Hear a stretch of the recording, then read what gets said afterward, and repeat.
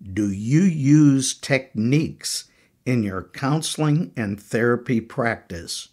Want to add some new ones or make your current techniques more effective? Same here.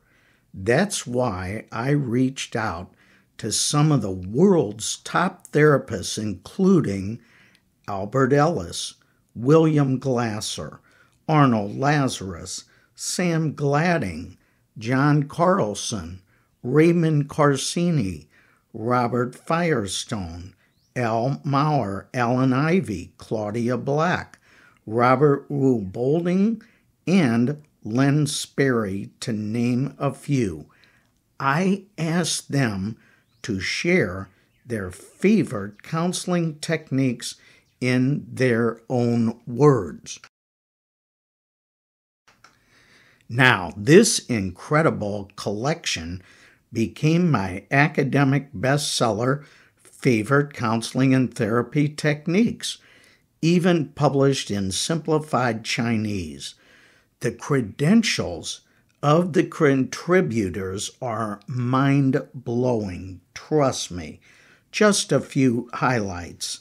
Len Sperry has a PhD and MD and has penned over 200 articles. Al Maurer, creator of experiential therapy, won the APA's Living Legend Award. Albert Ellis created REBT, wrote 80 books and 1,200 articles. William Glasser developed reality therapy with choice theory. Robert Firestone is known for voice therapy. John Carlson received the ACA Living Legend Award. Sam Gladding is a former ACA president. Claudia Black is a leader in the addiction and recovery movement. Ray Carcini is cited as one of the most influential psychologists in the last 150 years.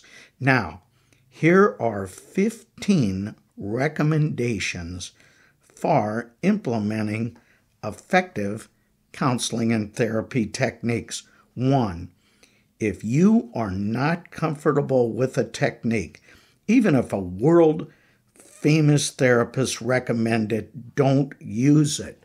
For example, although Albert Ellis is one of my counseling heroes, I could never say the things he often said to clients.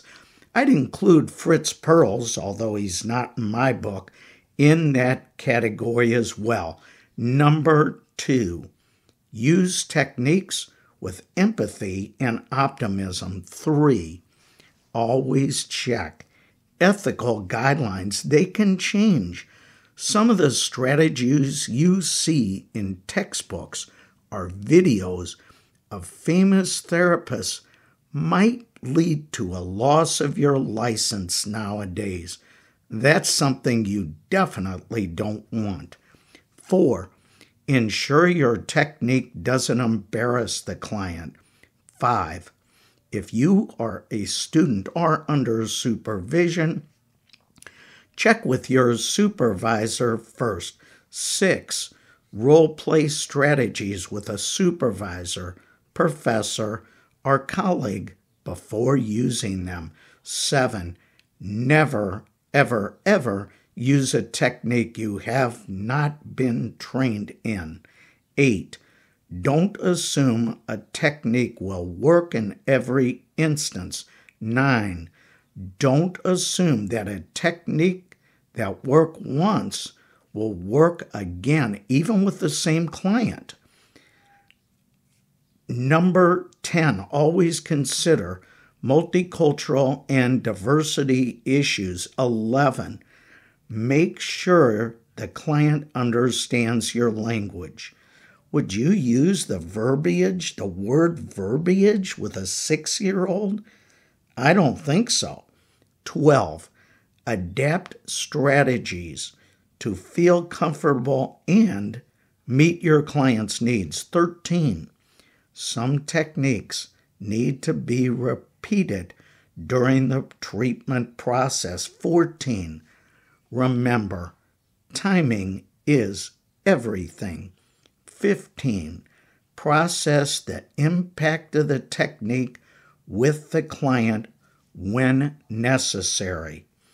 If you find this interesting, be sure and get a copy of my book, Favorite Counseling and Therapy Techniques, as well as the sequel, Favorite Counseling and Therapy Homework Assignments, packed just as much as the original work. Hit that like button, subscribe, and leave a comment on how you use counseling techniques in your practice. I love hearing from you.